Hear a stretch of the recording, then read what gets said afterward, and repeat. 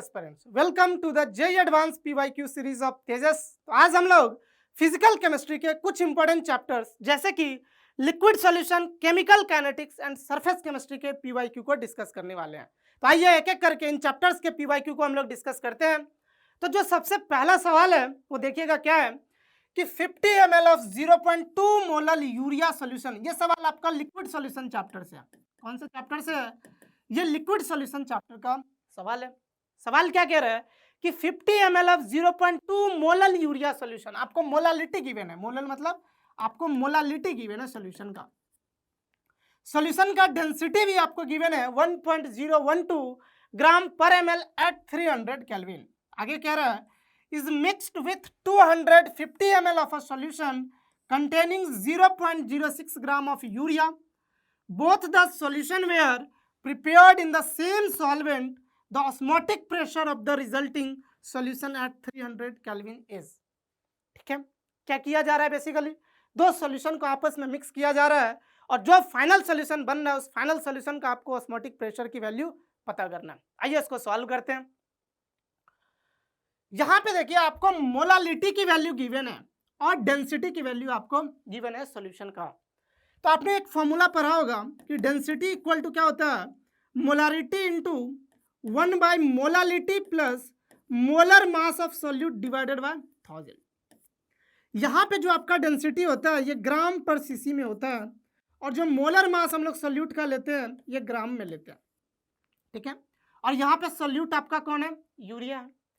Density की value देखिए आपको गिवन है क्वेश्चन में, ये कितना गिवन है? 1.012 ग्राम पर सीसी गिवन है। आपको मोलारिटी यहाँ से कैलकुलेट करना पड़ेगा और यहाँ से मोलालिटी की वैल्यू आपको गिवन है 0.2। मोलर मास जो सोल्यूट जो आपका यूरिया है उसका कितना होता है? 60 ग्राम पर मोल। तो यहाँ पे मोलर मास आप 60 रख देंगे और यहाँ पे आप 1000 से डिवाइड कर देंगे। यहां से जब आप मोलारिटी को कैलकुलेट करेंगे तो इसका वैल्यू निकल करके आ जाएगा 0.2। अब आप ध्यान से देखिए, आपके पास एक सॉल्यूशन है जिसका वॉल्यूम है 50 ml और इसका जो मोलारिटी है आपको ये 0.2 है। एक दूसरा सॉल्यूशन है, इस दूसरे सॉल्यूशन का जो वॉल्यूम है ये वॉल्यूम है आपको 250 ml और इसी सॉल्यूशन का अगर आप देखेंगे इस सॉल्यूशन में जो यूरिया है इसका मास आपको गिवन है 0.06 ग्राम। ठीक है, तो यहाँ पे वेट ऑफ यूरिया की अगर आप बात करोगे तो वेट ऑफ यूरिया आ जाएगा आपका 0.06 ग्राम।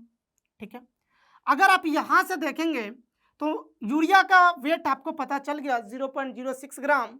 तो यहाँ पे अगर हम मोल कैलकुलेट करना चाहे यूरिया का तो मोल कितना आ जाएगा? 0.06 डिवाइडेड बाय मोलर मास जो कि 60 हो जाएगा और इसको अगर आप लिखेंगे, ठीक है, तो 6 इंटू 10⁻⁻² डिवाइडेड बाय 60। ठीक है, तो ये आ जाएगा 10⁻³ मोल, या इसी को अगर आप लिखेंगे तो 1 मिली मोल आ जाएगा। ये आ जाएगा आपका 1 मिली मोल। अब इन दोनों सॉल्यूशंस को हम क्या कर रहे हैं? मिक्स कर रहे हैं और एक फाइनल सॉल्यूशन हम बना रहे हैं। इस फाइनल सॉल्यूशन का जो मोलारिटी है ये मान लीजिए m है, जो कि हम एक बार कैलकुलेट करना चाहते हैं। क्यों? क्योंकि ऑस्मोटिक प्रेशर का जो फॉर्मूला होता है ये होता है I into C into R into T. और यहाँ पे आप देखेंगे यूरिया है ये आपका डिसोसिएट होता नहीं है, तो इसके लिए वांट ऑफ फैक्टर की वैल्यू 1 हो जाएगा। तो ऑस्मोटिक प्रेशर हम लोग डायरेक्ट CRT से कैलकुलेट कर लेंगे। ठीक है, अब C क्या होता है? ये मोलारिटी होता है सॉल्यूशन का। तो आप जब दोनों सॉल्यूशन को मिक्स करेंगे तो फाइनल सॉल्यूशन का जो मोलारिटी आएगा वो कितना आ जाएगा? देखो M1V1 plus M2V2 divided by V1 plus V2। अब देखो M1V1 इसका मोलारिटी 0.2 है और इसी सॉल्यूशन का वॉल्यूम है आपका 50 ml और M2V2 क्या है? बेसिकली ये मिली मोल ही तो है। M2V2 क्या है? आपका मिली मोल है। अगर वॉल्यूम को सीसी में लोगे और यहाँ पे मोलारिटी से मल्टीप्लाई करोगे तो मिली मोल मिलेगा और मिली मोल अभी आपने कैलकुलेट कर ही रखा है दूसरे सॉल्यूशन में, तो ये आ जाएगा 1 मिली मोल 1 है आपका divided by V1 plus V2। तो ये 50 प्लस 250 आ जाएगा। यहाँ से जब इसे आप सॉल्व करेंगे तो ये 11 डिवाइडेड बाय 300 आएगा। मोलारिटी की वैल्यू आ गया 11 डिवाइडेड बाय 300। अब देखो यहाँ से आपको ऑस्मोटिक प्रेशर मिल जाएगा तो पाई इक्वल टू हो जाएगा C मतलब मोलारिटी 11 डिवाइडेड बाय 300 और आर की वैल्यू आपको पता है, आर की वैल्यू क्वेश्चन में गिवन है 62, तो ये आ जाएगा आपका 62 और टेम्परेचर आपको दे रखा है 300 केल्विन पे कैलकुलेट करना है, तो यहाँ पे आप 300 केल्विन रखेंगे।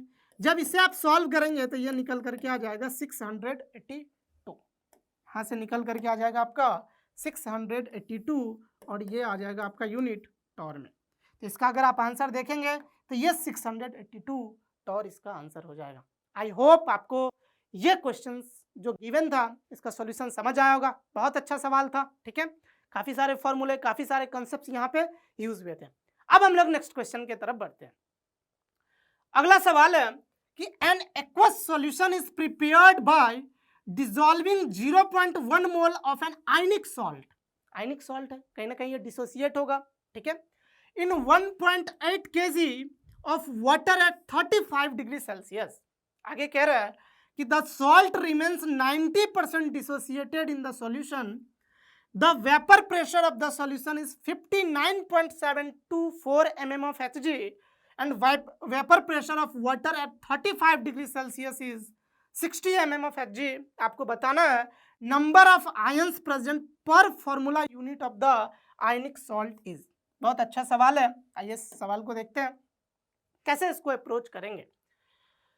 आपको सबसे पहले ये ध्यान देना है कि vapour pressure of the solution आपको पता है और जो प्योर सॉल्वेंट है वाटर उसका भी वेपर प्रेशर आपको पता है। तो अगर सॉल्यूशन का और सॉल्वेंट का वेपर प्रेशर पता होता है तो आपको पता है कि ये फॉर्मूला हम लोग अप्लाई कर लेते हैं, P naught minus P H divided by P naught is equal to, देखो यहाँ पे एक चीज ध्यान से देखना, आयनिक सॉल्ट है ये कहीं ना कहीं डिसोसिएट होगा तो हमें वांट ऑफ फैक्टर से मल्टीप्लाई करना पड़ेगा, ठीक है। मोल फ्रैक्शन ऑफ सॉल्यूट में किससे मल्टीप्लाई करेंगे, वांट ऑफ फैक्टर से, तो ये i into mole fraction of solute हो जाएगा। अगर हम प्योर सॉल्वेंट के वेपर प्रेशर की बात करें तो ये 60 है, सॉल्यूशन का वेपर प्रेशर आपको 59.724 गिवन है और पी नॉट की वैल्यू ऑलरेडी 60 गिवन है। यहाँ से आप i into mole fraction of solute, अब देखो मोल फ्रैक्शन ऑफ सॉल्यूट का एक फॉर्मूला आपने पढ़ रखा होगा। मोल फ्रैक्शन ऑफ सॉल्यूट जो होता है ये molality divided by molality plus 1000 divided by molar mass of molecular weight of solvent होता है। तो सॉल्वेंट यहाँ पे आपका वाटर है, तो यहाँ पे अगर आप मोलालिटी के टर्म में मोल फ्रैक्शन को लिखेंगे तो ये आ जाएगा molality divided by molality plus 1000 divided bye 18, क्योंकि वाटर का जो मॉलिकुलर मास होता है वो 18 ग्राम होता है, तो ये आ जाएगा molality divided by molality plus 1000, मतलब इसको अगर आप लिखेंगे तो ये आ जाएगा 55.5। यहाँ से कितना आ जाएगा आपका, ये आ जाएगा आपका 55.5, ठीक है। अब ध्यान से देखिएगा, तो 0.1 मोल गिवन है और mass of solvent 1.8 kg already given है। तो अब आप देखो यहाँ पे मोल फ्रैक्शन ऑफ सॉल्यूट के जगह हम लोग मोलालिटी के टर्म में इसको लिख लेते हैं। तो देखो कितना लिखेंगे हम लोग, molality divided by molality plus 55.5, ठीक है। अब हम लोग क्या करते हैं, इसको पहले सॉल्व करते हैं। जब इसे आप सब्ट्रैक्ट करोगे तो ये कितना आ जाएगा बताओ, यहाँ पे आपके पास 60 है 0.000 और यहाँ पे आपका 59.724, अगर आप इसे सब्ट्रैक्ट करेंगे तो ये आ जाएगा 6927 और यहाँ पे आपका हो जाएगा, ठीक है, 0.276। इसको हम लोग लिख सकते हैं 0.276 divided by 60 is equal to van't Hoff factor into, अब मोलालिटी को हम लोग क्या करते हैं, आपको पता है मोल गिवन है सॉल्यूट का और सॉल्वेंट का मास गिवन है केजी में, तो हम इसको ऐसे लिख सकते हैं मोलालिटी को mole of solute divided by weight of solvent in KG, तो ये आ जाएगा 1.8 डिवाइडेड बाय मोलालिटी को लिखेंगे 0.1 डिवाइडेड बाय 1.8, ये मोलालिटी आ गया, प्लस यहाँ पे लिख लेंगे हम लोग 55.5। 55.5 क्यों लिख रहे हैं, क्योंकि जो सॉल्यूशन है आपका वो एक्वस सॉल्यूशन है, ठीक है, vapour pressure of water, solvent water है, ठीक है, तो ये आ जाएगा। यहाँ से जब इसे आप सॉल्व करेंगे तो वांट ऑफ फैक्टर का जो वैल्यू निकल करके आएगा ये आपका निकल करके आ जाएगा बेटा 4.6। यहाँ पे आप इसे जब सॉल्व करेंगे तो आई की वैल्यू निकल करके आएगा 4.6, ठीक है। अब जब वांट ऑफ फैक्टर की वैल्यू 4.6 आया तो आपको पता है आई इक्वल टू होता है 1 + n - 1 × अल्फा, और वांट ऑफ फैक्टर है आपका 4.6, तो यहाँ पे 1 plus n minus 1 into alpha की वैल्यू आपको गिवन है 90% डिसोसिएटेड मतलब 0.9, तो यहाँ पे हम लोग लिख देंगे 0.9। इसको अगर हम सॉल्व करते हैं तो ये 3.6 is equal to n minus 1 into 0.9 आ जाएगा। यहाँ से n माइनस 1 की वैल्यू निकल करके 4 आ जाएगा और n की वैल्यू यहाँ से निकल करके 5 आ जाएगा। ठीक है, तो नंबर ऑफ आयंस प्रेजेंट पर formula unit of ionic salt की वैल्यू कितनी आ जाएगी 5। ठीक है, तो इसका आंसर आपका 5 करेक्ट हो जाएगा। काफी अच्छा सवाल था, कंसेप्चुअल सवाल था। आई होप आपको इसका सॉल्यूशन पसंद आया होगा। अब हम लोग नेक्स्ट सवाल की तरफ बढ़ते हैं। नेक्स्ट क्वेश्चन क्या कह रहा है, ध्यान से देखिएगा। यह भी सॉल्यूशन चैप्टर का, अभी जो पिछला 2 सवाल हमने सॉल्व किया है ना, ये दोनों ही सवाल लिक्विड सॉल्यूशन चैप्टर से है। ये भी लिक्विड सॉल्यूशन चैप्टर का सवाल है। क्या कह रहा है कि liquid A and B form ideal solution for all composition of A and B at 25 degree Celsius. ठीक है, two such solutions with 0.25 and 0.50 mole fraction of A. दोनों सॉल्यूशंस के लिए ए का मोल फ्रैक्शन आपको गिवन है। The total vapour pressure of 0.3 and 0.4 bar. दोनों solutions का टोटल वेपर प्रेशर की वैल्यू आपको गिवन है 0.3 एंड 0.4 बार। ठीक है, what is the vapour pressure of pure liquid B in bar. Pure liquid B का आपको बार यूनिट में वेपर प्रेशर बताना है। अच्छा ये बताओ सॉल्यूशन का वेपर प्रेशर क्या होता है, मतलब या टोटल प्रेशर की अगर हम बात करें तो पी एस इक्वल टू क्या होगा, mole fraction of A into P naught A plus mole fraction of B into P naught B, ये लिखते हैं हम लोग। ठीक है, अब हम लोग क्या करते हैं, दो अलग अलग सोल्यूशन के लिए सेम फार्मूला अप्लाई करते हैं। तो सबसे पहले हम लोग पहले सोल्यूशन के लिए अप्लाई कर रहे हैं। यहाँ पे देखो इसका जो आपको टोटल प्रेशर है ये 0.3 है, तो इसको हम लोग लिख सकते हैं 0.3 इज इक्वल टू ए का मोल फ्रैक्शन 0.25 है, तो 0.25 into P naught A plus mole fraction of B कितना हो जाएगा, अब बताओ। मोल फ्रैक्शन ऑफ बी हो जाएगा 1 minus mole fraction of A, तो 1 माइनस 0.25, तो यह आ जाएगा आपका 0.75 के बराबर। तो बी का मोल फ्रैक्शन आपका निकल करके आ गया 0.75, तो यहाँ पे हम इसे लिख देंगे 0.75 इंटू पी नॉट बी। यह आपका फर्स्ट इक्वेशन हो गया। ठीक है, ऐसा करते हैं। ठीक है, ऐसा करते हैं, इस इक्वेशन में हम पहले 4 से डायरेक्टली मल्टीप्लाई ही कर दे रहे हैं। क्या करते हैं, 4 से मल्टीप्लाई कर दे रहे हैं। ये हो जाएगा 1.2 is equal to P naught A plus 3 P naught B. इसको हम इक्वेशन फर्स्ट मानते हैं। अब अगर हम इक्वेशन 2 की बात करते हैं तो दूसरे सोल्यूशन के लिए अगर हम बात करें तो सोल्यूशन का जो आपको टोटल प्रेशर है 0.4 बार है, तो यहाँ पे लिखेंगे 0.4 इज इक्वल टू, ठीक है, ए का मोल फ्रैक्शन 0.50 गिवन है, तो 0.50 इंटू पी नॉट ए, तो बी का भी कितना हो जाएगा मोल फ्रैक्शन 0.50 इंटू आ जाएगा पी नॉट बी। इसमें अगर आप 2 से मल्टीप्लाई कर दोगे तो ये हो जाएगा 0.8 is equal to P naught A plus P naught B. ये हो जाएगा आपका इक्वेशन 2। अगर हम इन दोनों इक्वेशंस को देखें ध्यान से, ठीक है, अगर हम 1 और 2 को सब्ट्रैक्ट करते हैं तो पी नॉट ए और पी नॉट ए आपका कैंसिल आउट हो जाएगा। तो 1 माइनस 2 अगर हम करें तो 1.2 में से अगर आप 0.8 को सब्ट्रैक्ट करते हैं तो ये आ जाएगा 0.4 is equal to P naught A और P naught A cancel out हो जाएगा। यहाँ 3 पी नॉट बी है, यहाँ पी नॉट बी है, तो ये हो जाएगा आपका 2 पी नॉट बी। यहाँ से पी नॉट बी अगर आप कैलकुलेट करते हैं तो ये आ जाएगा आपका 0.2 बार। ठीक है, बार में ही कैलकुलेट करना था आपको, 0.2 बार। ठीक है, तो यहाँ पे जो पी नॉट बी की वैल्यू आ जाएगा ये 0.20 बार निकल करके आ जाएगा। आई होप आपको इस क्वेश्चन का सोल्यूशन भी समझ में आएगा। ये जेईई एडवांस 2020 का सवाल है, 2020 का सवाल है। ठीक है, आसान सा सवाल था। यह भी लिक्विड सोल्यूशन का सवाल है, तो आसानी सवाल आते हैं, आपको फॉर्मूला पता होना चाहिए और यूज कैसे करते हो फॉर्मूला को किसी भी क्वेश्चंस के अंदर, ये चीजें आपको पता होना चाहिए, फिर आप आसानी से सवाल को सॉल्व कर सकते हैं। जेईई ज्यादा टफ सवाल नहीं आते एडवांस के अंदर भी। ठीक है, नेक्स्ट सवाल की तरफ बढ़ते हैं।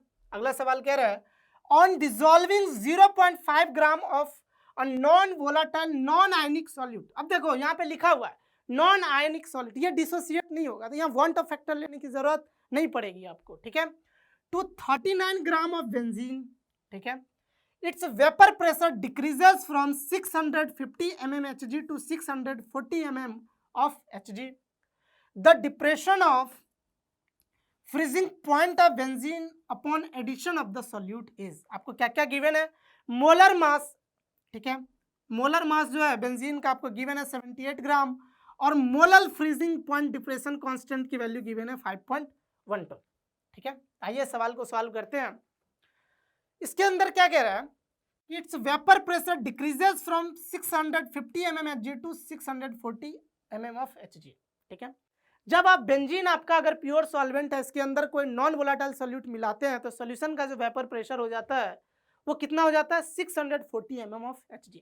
तो यहाँ पे हम कैसे सॉल्व करेंगे, P naught minus P S divided by P naught is equal to, आपको कौन है किस तरीके का, नॉन आयनिक दिया हुआ है ना, तो वांट ऑफ फैक्टर की वैल्यू 1 हो जाएगी। तो यहाँ पे हम लोग direct mole fraction of solute तो लिख ही सकते हैं। पी नॉट की वैल्यू कितना गिवन है, ध्यान से देखो 650 mm है, ठीक है, और पी एस की वैल्यू है आपको 640 divided by 650 is equal to mole fraction of solute निकल करके आ जाएगा आपका, ठीक है। यहाँ पे आप लिखोगे इसे तो ये 10 डिवाइडेड बाय 650 ये निकल करके आ जाएगा आपका मोल फ्रैक्शन ऑफ सोल्यूट। तो यहाँ से अगर आप मोल फ्रैक्शन ऑफ सोल्यूट कैलकुलेट कर पा रहे हैं तो मोल फ्रैक्शन ऑफ सोल्यूट जो है ये निकल करके आ रहा है 1/65, ठीक है। अब आपसे पूछा गया the depression of freezing point of benzene. अब ये बताओ डेल्टा टी एफ की वैल्यू क्या होता है, के एफ इंटू मोलालिटी होगा, आई की वैल्यू तो 1 हो जाएगा। आपको अगर मोलालिटी की वैल्यू पता चल जाए तब आप आसानी से डेल्टा टी एफ की वैल्यू कैलकुलेट कर देंगे। तो अगर आपको मोल फ्रैक्शन पता है तो मोलालिटी तो आप कैलकुलेट कर सकते हैं, रिलेशन मैंने बता रखा है। तो मोल फ्रैक्शन क्या होता है बेटा, मोल फ्रैक्शन ऑफ सॉल्यूट होता है molality divided by molality plus 1000 divided bye और यहाँ से अगर आप इसको लिखेंगे तो ये आ जाएगा मोलर मास ऑफ सॉल्वेंट। यहाँ पे सॉल्वेंट कौन है, बेंजीन है, इसका मोलर मास कितना गिवन है आपको 78, ठीक है। तो यहाँ पे जब आप मोलालिटी की वैल्यू कैलकुलेट करेंगे, अब आप देखो 1/65 is equal to molality divided by molality plus 1000 divided by 78 आ रहा है। तो यहाँ से जब आप मोलालिटी की वैल्यू कैलकुलेट करेंगे, ठीक है, यहाँ से जब आप मोलालिटी की वैल्यू कैलकुलेट करेंगे तो यहाँ से आपका मोलालिटी की वैल्यू निकल करके आ जाएगा 0.2। मोलालिटी की वैल्यू कितना निकल करके आ जाएगा, 0.2 निकल करके आ जाएगा। अब सॉल्व करने से ये 0.2 आ जाएगा। मोलालिटी आपने कैलकुलेट कर लिया 0.2, तो डिप्रेशन इन फ्रीजिंग पॉइंट कितना हो जाएगा, के एफ की वैल्यू आपको गिवन है 5.12 और मोलालिटी की वैल्यू अभी आपने कैलकुलेट किया 0.2। जब इसे आप सॉल्व करेंगे तो ये आ जाएगा 4 और 2 और यहाँ आ जाएगा 10, ठीक है। तो 1.024 के अप्रॉक्स आ जाएगा, ठीक है। इसका वैल्यू आ जाएगा 1.02 या 03, 1.02, ठीक है। ये इसका आंसर हो जाएगा। आसान सा सवाल था, ठीक है। एक ये फॉर्मूला अप्लाई करना था, उसके बाद मोल फ्रैक्शन मोलालिटी का रिलेशन पता होना चाहिए आपको, और डिप्रेशन इन फ्रीजिंग पॉइंट के अंदर जो मोलालिटी है वो मोलालिटी कैलकुलेट करना है आपको और यहाँ पे जाकर के रख देना है, डायरेक्टली आपका आंसर आ जाएगा। ये भी काफ़ी आसान सा सवाल था। अब हम लोग नेक्स्ट सवाल की तरफ बढ़ते हैं। अगला क्वेश्चन क्या कह रहा है, ये भी आपका सोल्यूशन चैप्टर से आया हुआ सवाल है। क्वेश्चन क्या कह रहा है कि liquids A and B form ideal solution over the entire range of composition, ठीक है। आगे कह रहा है कि at temperature T equimolar binary solution of liquids A and B has vapour pressure 45 torr, ठीक है। इक्विमोलर बोल रहा है मतलब मोल सेम होंगे। At the same temperature new solution of A and B having mole fraction XA and XB respectively has vapor pressure of 22.5 torr, the value of XA by XB in the solution। मतलब new solution के अंदर ए और B के mole fraction का ratio आपको बताना है। आइए इस क्वेश्चन को सॉल्व करते हैं। ये जे एडवांस 2018 का सवाल है। कैसे सॉल्व करेंगे इसको, सिंपल। अब आप देखो क्या होता है formula, P S is equal to P naught A into mole fraction of A plus P naught of B into mole fraction of B, यही फॉर्मूला होता है, ठीक है। आपको बोल रखा है आइडियल सॉल्यूशन है। तो P S is equal to P naught A mole fraction A plus P naught B into mole fraction of B होगा। अगर हम सॉल्यूशन के टोटल प्रेशर की बात करें तो देखो और यहाँ पे आपको डेटा गिवन है 45 टॉड। ध्यान से देखना क्या गिवन है 45 टॉड। जब इक्विमोलर मिक्सचर था ए और बी का, तो यहाँ पे अगर हम 45 टॉड लिखें तो पी नॉट ए की वैल्यू भी क्वेश्चंस में गिवन है। देखो given that vapour pressure of pure liquid A is 20 torr at temperature T. तो पी नॉट ए की वैल्यू है 20, इक्विमोलर है तो मोल फ्रैक्शन ऑफ ए जो हो जाएगा ये 1/2 हो जाएगा, और यहाँ पी नॉट बी इंटू, अगर मोल फ्रैक्शन ए 1/2 होता है तो बी का मोल फ्रैक्शन भी आपका कितना हो जाएगा 1/2 हो जाएगा। ठीक है, अगर हम इसे सॉल्व करें तो ये आपका 10 हो जाएगा, तो 35 टॉर इज इक्वल टू आ जाएगा पी नॉट बी इंटू 1/2, और यहाँ से अगर हम पी नॉट बी की वैल्यू कैलकुलेट करते हैं तो ये निकल करके आ जाएगा आपका 70 टॉर। पी नॉट बी निकल करके आया आपका 70 टॉर। अब आगे देखते हैं आगे क्या कह रहा है सवाल। चलिए यहीं पे सॉल्व करना पड़ेगा इसे। अब देखिए न्यू सॉल्यूशन के लिए एक बार फिर से अप्लाई करते हैं, तो पी एस इक्वल टू क्या होगा P naught A mole fraction of A plus P naught B into mole fraction of B. अब जो नया सॉल्यूशन है इसका सॉल्यूशन का वेपर प्रेशर 22.5 टॉर है, तो ये 22.5 हो जाएगा। पी नॉट ए की वैल्यू 20 है, ठीक है। मोल फ्रैक्शन ऑफ ए आपको कैलकुलेट करना है। ऐसा करते हैं 20 के बाद देखो इसको अपन ऐसे लिख लेते हैं, ये क्या आ जाएगा 20 into mole fraction of A plus P naught B अभी हमने कैलकुलेट किया 70 into mole fraction of B को 1 minus mole fraction of A लिख सकते हैं। तो यहाँ से आपका आ जाएगा 22.5 इज इक्वल टू आ जाएगा 70 माइनस 50 ऑफ मोल फ्रैक्शन ए, ठीक है। और यहाँ पे अगर हम देखें तो 50 mole fraction of A is equal to आ जाएगा 70 में से अगर आप 22.5 को सब्ट्रैक्ट करते हो तो देखो आप 70 में से आप 22.5 को सब्ट्रैक्ट करो तो ये कितना आ जाएगा, यहाँ 5 आ जाएगा, 9 2 7 और ये 6 2 4 47.5 आ जाएगा, ठीक है। तो ये आ जाएगा आपका 47.5। तो मोल फ्रैक्शन ऑफ ए कितना निकल करके आ गया 47.5 डिवाइडेड बाय 50, ठीक है। ये मोल फ्रैक्शन ऑफ ए हो गया। और उसी तरीके से अगर हम यहाँ पे mole fraction of B calculate करें तो 1 minus mole fraction of A हो जाएगा आपका 1 minus mole fraction of A, तो ये आ जाएगा 1 माइनस 47.5 डिवाइडेड बाय ये आ जाएगा आपका 50। तो इसे हम क्या लिख सकते हैं 2.5 डिवाइडेड बाय 50।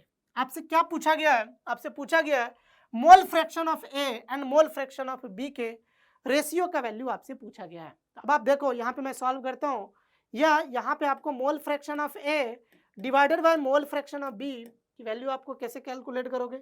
ए का है 47.5, कितना है 47.5 डिवाइडेड बाय 50, ठीक है। ये ए का मोल फ्रैक्शन है, बी का मोल फ्रैक्शन है 2.5 डिवाइडेड बाय 50, तो ये आ जाएगा 2.5 डिवाइडेड बाय 50। इससे ये कैंसिल आउट हो जाएगा आपका, और जब इसे आप सॉल्व करेंगे, ठीक है, इससे ये कैंसिल आउट हो जाएगा, ये आ जाएगा 475 डिवाइडेड बाय, ठीक है, 225। और अगर आप ये देखेंगे तो 19 से ये कैंसिल आउट हो जाएगा, ठीक है, 19 से ये आपका कैंसिल आउट हो जाएगा। इसका आंसर हो जाएगा 19, ठीक है। तो ए और बी के मोल फ्रैक्शन का रेशियो 19 निकल करके आ जाएगा। आसान सा सवाल था, थोड़ा सा कैलकुलेशन है, बट कैलकुलेशंस भी आपको क्या करना है आराम आराम से करते रहना, तभी आप क्वेश्चंस के फाइनल आंसर तक पहुंच पाएंगे। आसान सा सवाल था। आइए नेक्स्ट सवाल की तरफ बढ़ते हैं। यह भी सॉल्यूशन चैप्टर्स का सवाल है। क्वेश्चन क्या कह रहा है, ध्यान से सुनिएगा। प्योर वाटर, देखो किसी भी चैप्टर का ना अगर आपका फंडामेंटल क्लियर है तो उसमें कोई दिक्कत नहीं आएगा उसके क्वेश्चंस को सॉल्व करने के लिए। जो एडवांस बस यही मांगता है कि आपका उस चैप्टर का फंडामेंटल क्लियर है या नहीं है, ठीक है। देखो अगला सवाल क्या कह रहा है, pure water freezes at 273 kelvin, मतलब अगर हम बात करें तो ये 0 डिग्री सेल्सियस हो जाएगा, and 1 bar the addition of 34.5 gram of ethanol to 500 gram of water changes the freezing point of the solution. Use the freezing point depression constant of water as 2 Kelvin kg mole inverse.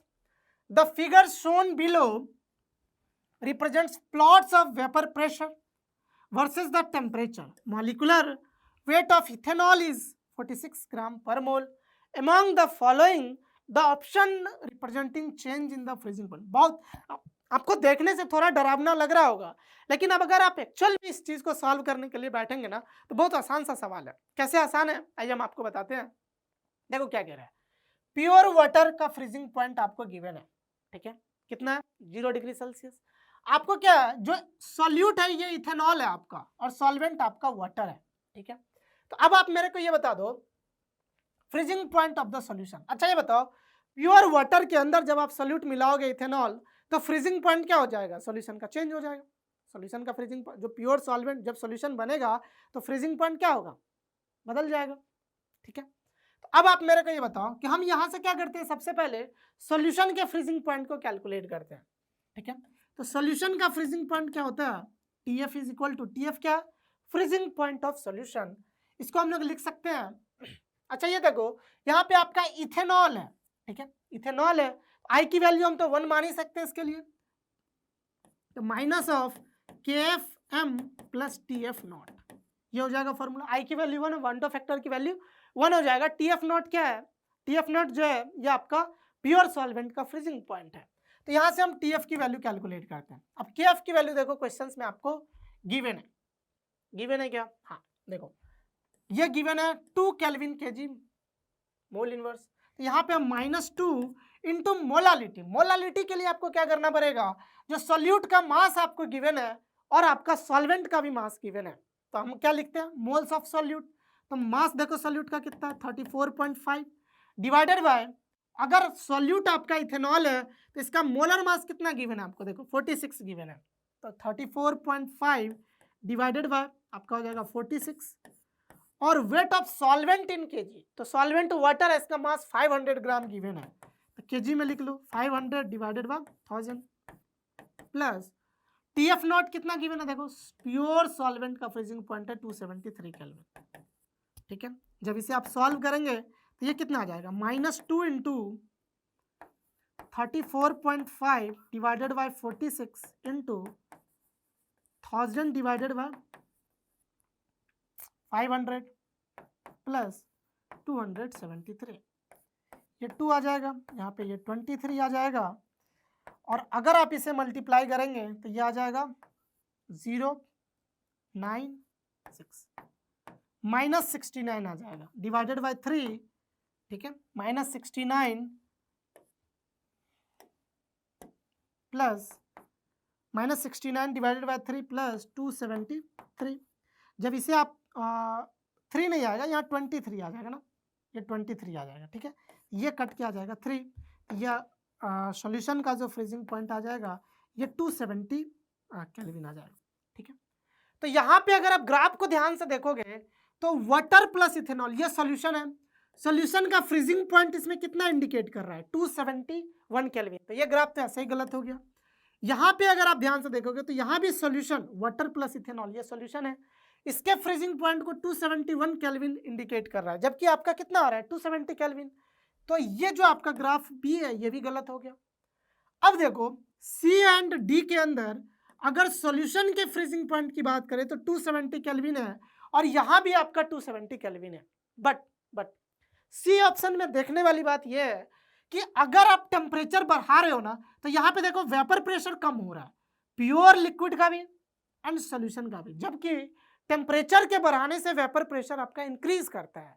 इसका मतलब ये वाला graph यहाँ गलत हो जाएगा, फिर जो बच गया आपका डी, ये ग्राफ करेक्ट हो जाएगा। तो ऑप्शन डी जो होगा इस क्वेश्चन का, बहुत ही बेसिक सवाल था, बस आपको फंडामेंटली सॉल्यूशन का फ्रीजिंग पॉइंट कैलकुलेट करना था बेसिक इक्वेशन से, फिर आपको थोड़ा बहुत ग्राफ का पता होना चाहिए कि ग्राफ को कैसे देखते हैं, ठीक है, और वेपर प्रेशर और टेम्परेचर का क्या रिलेशन होता है ये भी पता होना चाहिए, तभी आप इस दोनों में डिफ्रेंशिएट तभी कर पाएंगे। क्यों ये ग्राफ गलत इस वजह से हो गया, क्योंकि देखो यहाँ पे क्या हो रहा है, जैसा टेम्परेचर बढ़ा रहे हो इस पॉइंट के बाद वेपर प्रेशर कम हो रहा है, सोल्यूशन का भी कम हो रहा है, और इधर आपका प्योर लिक्विड का भी कम हो रहा है, जो कि गलत है। टेम्परेचर के बढ़ने से सॉल्यूशन और प्योर लिक्विड दोनों का ही वेपर प्रेशर क्या होता है, बढ़ता है, जो कि आपको जो डी ऑप्शन में ग्राफ बना हुआ है सिर्फ वहां पे दिख रहा है। तो इस क्वेश्चन का जो आंसर करेक्ट हो जाएगा ये डी ऑप्शन करेक्ट हो जाएगा, ठीक है।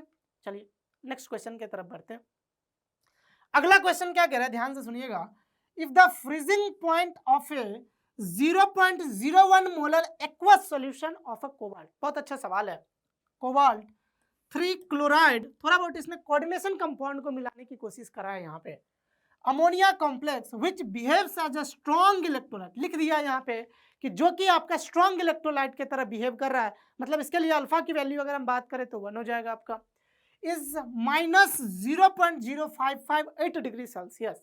आगे कह रहा है the number of chloride in the coordination sphere of the complexes, coordination sphere के अंदर कितने क्लोराइड आयन होंगे ये आपको बताना है, ठीक है। तो कहीं ना कहीं कोऑर्डिनेशन कंपाउंड को यहाँ मिलाने की, कोऑर्डिनेशन केमिस्ट्री के कंसेप्ट्स को मिलाने की उन्होंने कोशिश करी है यहाँ पे। आइए इसको सॉल्व करते हैं। अब ध्यान से देखो, तो जो सॉल्यूशन का फ्रीजिंग पॉइंट होता है, अब बताओ ये एक स्ट्रॉन्ग इलेक्ट्रोलाइट है और कोबाल्ट है आपका, ठीक है, कोबाल्ट 3 क्लोराइड और अमोनिया कम, आपको ये नहीं पता है कि कितने क्लोराइड और कितने अमोनिया है, तो आपको सबसे पहले यहाँ पे क्या कैलकुलेट करना पड़ेगा, ठीक है, आई की वैल्यू, वांट ऑफ फैक्टर की वैल्यू कैलकुलेट करना पड़ेगा, ठीक है। आइए वांट ऑफ फैक्टर की वैल्यू कैलकुलेट करते हैं। तो सॉल्यूशन का फ्रीजिंग पॉइंट कितना हो जाएगा, -I into KF into M plus TF0।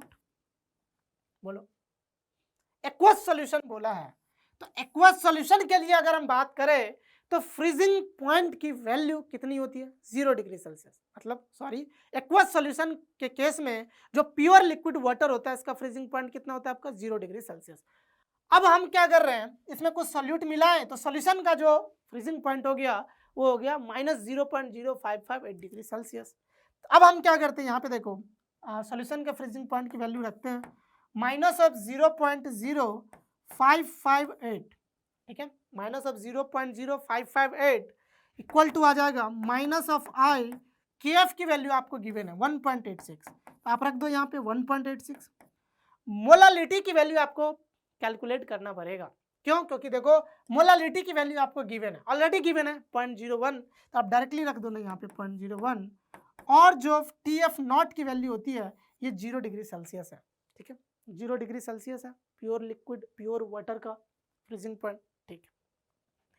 यहाँ से अगर हम इसे सॉल्व करने की कोशिश करें तो देखो कैसे करेंगे, ये निगेटिव से ये कट जाएगा आपका, तो I की वैल्यू यहाँ से कितना आ जाएगा, ठीक है, देखो ये से आपका ये डेसिमल हट जाएगा, तो ये आ जाएगा 558 डिवाइडेड बाय 186, 558 डिवाइडेड बाय 186। और अगर आप इसे सॉल्व करते हैं तो देखो 186 को में अगर आप 3 से मल्टीप्लाई करोगे तो ये 558 आ जाएगा, देखो 3 तो 6 3 जा 18, ठीक है, 1 हो गया, 24 और 25 2 आ गया, ठीक है। तो ये यहाँ से I की वैल्यू निकल करके आ गया आपका 3, वांट ऑफ फैक्टर की वैल्यू कितनी निकल करके आ रहा है, 3 निकल करके आ रहा है। अब वांट ऑफ फैक्टर की वैल्यू 3 निकल करके आ रहा है। अब देखो कोबाल्ट का यहाँ पे ऑक्सीडेशन नंबर 3 है, अगर कोबाल्ट का ऑक्सीडेशन नंबर 3 है इसका मतलब कोऑर्डिनेशन नंबर कितना हो रहा होगा, 6। तो अगर आप देखो कोबाल्ट का ऑक्सीडेशन नंबर 3 है, इसका मतलब जो कॉम्प्लेक्स होगा ये कोबाल्ट, ठीक है, NH3 अमोनिया और क्लोराइड है, अमोनिया और क्लोराइड है, वांट ऑफ फैक्टर की वैल्यू 3 आनी चाहिए। अगर वांट ऑफ फैक्टर, देखो स्ट्रॉन्ग इलेक्ट्रोलाइट है तो आप ऐसे भी कर सकते हो, I equal to 1 + n-1 into alpha, क्योंकि स्ट्रॉन्ग इलेक्ट्रोलाइट बोला है तो अल्फा की वैल्यू 1 हो जाएगा। यहाँ से अगर आप n की वैल्यू कैलकुलेट करना चाहेंगे तो n की वैल्यू निकल करके आ जाएगा 3, ठीक है, n की वैल्यू 3 आ गया। इसका मतलब यहाँ पे देखो कोऑर्डिनेशन नंबर 6 के लिए कुछ ये कॉम्प्लेक्स बन जाएगा, क्यों, क्योंकि इसे अगर आप डिसोसिएट करते हो तो देखो इसको डिसोसिएट होने पे ये क्या बन जाएगा, CONH3 whole 5Cl plus 2Cl minus, और यहाँ पे आ जाएगा 2+। तो यहाँ पे कोबाल्ट का अगर आप ऑक्सीडेशन नंबर देखेंगे तो ये आपका 3 निकल करके आ जाएगा, एक क्लोराइड आयन अंदर होगा। इसके लिए अगर आप n की वैल्यू निकालेंगे तो देखो 3 आ जा रहा है, n की वैल्यू 3 भी आ रहा है इसके लिए, ठीक है, n की वैल्यू 3 आ गया, कोबाल्ट की ऑक्सीडेशन नंबर 3 आ गया, कोऑर्डिनेशन नंबर 6 हो गया। तो कितने क्लोराइड को अंदर जाना पड़ेगा, एक क्लोराइड को अंदर जाना पड़ेगा। तो क्वेश्चन क्या था कि the number of chloride in the coordination sphere of the complex कितना आ जाएगा आपका, 1 आ जाएगा। आई होप आपको इस बेहतरीन सवाल का आंसर या सॉल्यूशन जो अभी हमने डिस्कस किया आपको समझ में आया होगा। अब हम लोग आगे की तरफ बढ़ते हैं। अब देखिए अगला क्वेश्चन को हम लोग डिस्कस करते हैं। नेक्स्ट क्वेश्चन क्या कह रहा है कि for a dilute solution containing 2.5 gram of a non volatile non electrolyte solute, non electrolyte बोल दिया, इसका मतलब वांट ऑफ फैक्टर की वैल्यू हम इसके लिए 1 मान लेंगे, ठीक है। In 100 gram of water the elevation in boiling point at 1 atm pressure is 2 degree Celsius. Elevation in boiling point at 1 atm pressure is 2 degree Celsius, ठीक है। इसका मतलब हम डायरेक्टली ये लिख सकते हैं, एलिवेशन इन बॉइलिंग पॉइंट क्या होता है, kV इंटू एम हो जाएगा। आई की वैल्यू हम लोग 1 मान लेंगे। एलिवेशन इन बॉइलिंग पॉइंट की वैल्यू आपको कितना गिवन है, एलिवेशन 2 डिग्री सेल्सियस। केवी की वैल्यू देखो क्वेश्चंस में क्या लिखा हुआ है 0.76, यह आ जाएगा 0.76 इंटू मोलालिटी। यहाँ से मोलालिटी आप निकाल लो 2 डिवाइडेड बाय 0.76, ठीक है। अब आगे बढ़ते हैं कि assuming concentration of solute is much lower than the concentration of solvent the vapour pressure of the solution. Solution का वेपर प्रेशर आपसे पूछा जा रहा है। अब बताओ सॉल्यूशन के वेपर प्रेशर के लिए कहाँ जाएंगे, P naught minus P S divided by P naught is equal to हो जाएगा आपका मोल फ्रैक्शन ऑफ सोल्यूट। अब पी नॉट की वैल्यू अगर हम देखें तो ये आपका 760 हो जाएगा, ठीक है। प्योर लिक्विड वाटर है, ये 760 हो जाएगा, माइनस ऑफ पी एस आपको कैलकुलेट करना है और ये हो जाएगा आपका 760, ठीक है। मोल फ्रैक्शन ऑफ सोल्यूट के को अगर हम मोलालिटी के टर्म में लिखे तो ये molality divided by molality plus solution कौन है आपका, एक्वस सोल्यूशन है, देखो सॉल्वेंट वाटर यूज कर रहे हैं, तो ये आपका 55.5 हो जाएगा। इसको अगर हम और लिखना चाहें ये आ जाएगा 2 divided bye 0.76 divided by 2 divided bye 0.76 plus 55.5। यहाँ से आपको पीएस कैलकुलेट करना है और पीएस देखो एक इक्वेशन है, एक वेरिएबल है आपका पीएस। पीएस की वैल्यू जो आप कैलकुलेट करोगे ये अप्रोक्सीमेटली 725 mm ऑफ Hg आ जाएगा, mm ऑफ Hg 725 724 के अप्रॉक्स आ जाएगा। तो इसका करेक्ट आंसर जो हो जाएगा आपका ए हो जाएगा। तो ये सवाल देखिए, ये भी सॉल्यूशन चैप्टर्स का आया हुआ सवाल है। ये क्वेश्चन क्या कह रहा है कि the freezing point in degree Celsius of A solution containing 0.1 gram of K3FeCN6, ठीक है। ये कॉम्प्लेक्स गिवन है, इसका मॉलिक्यूलर मास आपको गिवन है 329, ठीक है, in 100 gram of water. KF की वैल्यू आपको गिवन है, आपसे पूछा क्या जा रहा है, फ्रीजिंग पॉइंट सॉल्यूशन का पूछा जा रहा है, ठीक है, और एक्वस सॉल्यूशन है। तो अब बताओ TF की वैल्यू क्या लिखोगे, minus I into KF into molality plus TF not लिखोगे आप, ठीक है। अब अगर आप ध्यान से देखोगे यहाँ पे तो पहले आई कैलकुलेट करते हैं, वांट ऑफ फैक्टर की वैल्यू, तो ये 1 plus N minus 1 into alpha हो जाएगा। तो 1 प्लस एन की वैल्यू अगर आप इसको डिसोसिएट करोगे तो ये 3K प्लस योर FeCN का होल 6 ये आ जाएगा आपका 3 माइनस, ठीक है, कुछ इस तरीके से आ जाएगा। तो एन की वैल्यू आ गया 4 माइनस 1 और अल्फा की वैल्यू 1 होता है इसके लिए, तो अपन यहाँ से कर सकते हैं, यहाँ पे आ जाएगा वैल्यू टोटल आई की 4, तो यहाँ पे हम -4 लिख सकते हैं। KF की वैल्यू आपको क्वेश्चन में गिवन है 1.86। मोलालिटी के लिए आपको क्या करना पड़ेगा, 0.1 ग्राम गिवन है, तो आप क्या करो 0.1 डिवाइडेड बाय इसके मोलर मास से मल्टीप्लाई करोगे तो सॉल्यूट का क्या आ जाएगा आपको मोल्स निकल करके आ जाएगा, तो ये 329 हो जाएगा डिवाइडेड बाय सॉल्वेंट का मास आपको केजी में लेना है, तो सॉल्वेंट वाटर है तो ये 100 डिवाइडेड बाय 1000 हो जाएगा, ठीक है। और आपको ध्यान से देखेंगे तो डिग्री सेल्सियस में बताना है, तो जो प्योर वाटर है इसका डिग्री सेल्सियस में फ्रीजिंग पॉइंट 0 डिग्री सेल्सियस हो जाएगा। अगर हम इसे सॉल्व करने के लिए बैठे तो ये -4 इंटू ये 1.86 होगा इंटू ये 0.1 डिवाइडेड बाय 329 इंटू आपका आ जाएगा, ठीक है, 10, ठीक है, 0.1 डिवाइडेड बाय 329 इंटू 10 आ जाएगा, ठीक है। अगर हम इसे और भी आगे जा करके सॉल्व करें तो ये निकल करके आएगा आपका -4 इंटू 1.8, ठीक है, into 1 divided bye 1.86 into 1 divided by 329, और यहाँ पे अगर हम लिखे इसे तो 24 34 7 कितना आ जाएगा ये 24 32 34 3 7, ठीक है, माइनस इतना divided by 329 into 10 raise to the power आ जाएगा आपका -2। जब इसे आप सॉल्व करोगे तो ये वैल्यू आपका अप्रॉक्सीमेट निकल करके आ जाएगा -2.3 into 10 raise to the power -2, इतना निकल करके आपका ये वैल्यू आ जाएगा, ठीक है, इतना डिग्री सेल्सियस। तो इसका जो आंसर करेक्ट हो जाएगा वो ए ऑप्शन आपका करेक्ट हो जाएगा। आई होप आपको ये जो कुछ बेहतरीन सवाल थे जो जेईई एडवांस के अंदर आए थे ये आपको समझ में आया होगा। ठीक है, आइए अब हम लोग नेक्स्ट सवाल को डिस्कस करते हैं। नेक्स्ट जो क्वेश्चन है ये आपका केमिकल काइनेटिक्स चैप्टर से है।